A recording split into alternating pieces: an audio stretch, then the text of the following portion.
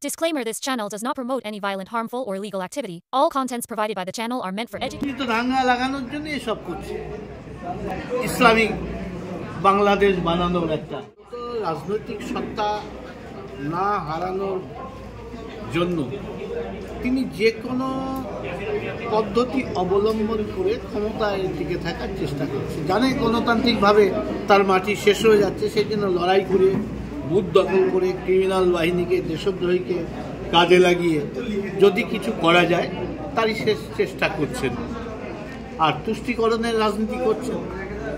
তার কাজই এখন বর্তমানে দেখা যাচ্ছে উচ্চ শিক্ষা খাতে বরাদ্দ যা তার চেয়ে বহুগুণ বেশি মাদ্রাসা শিক্ষা ব্যবস্থা, যেটা কাঠমোল্লা তৈরি করে, যেখানে কোনো বিজ্ঞানের শিক্ষা ব্যবস্থা নেই।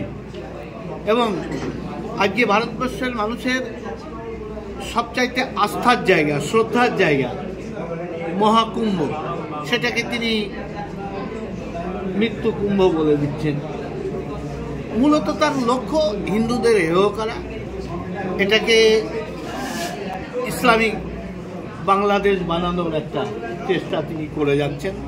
জয় বাংলা স্লোগান আগেই লাগিয়েছেন, তিনি উৎসাহিত করছেন, তাই নতুনদের আরও এনে ভোটার করার ব্যবস্থা করবেন, এটাই তার লক্ষ্য।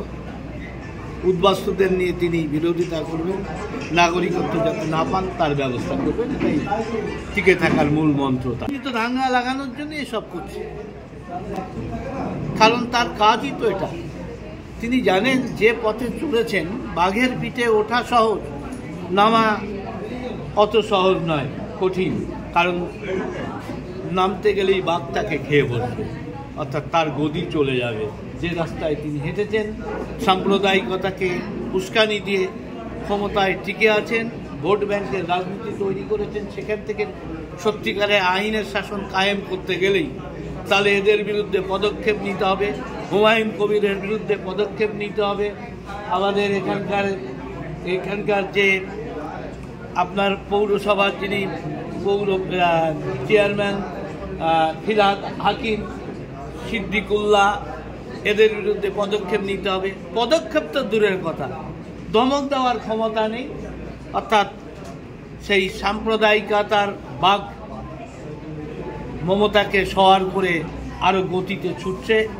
আগামী দিন সামনে যারা পড়বে, অর্থাৎ বাংলার মানুষ যারা, বাঙালির ঐতিহ্য গর্ব সেই বাঙালি সমাজকে শেষের দিকে নিয়ে যাচ্ছেন মমতা ব্যানার্জি।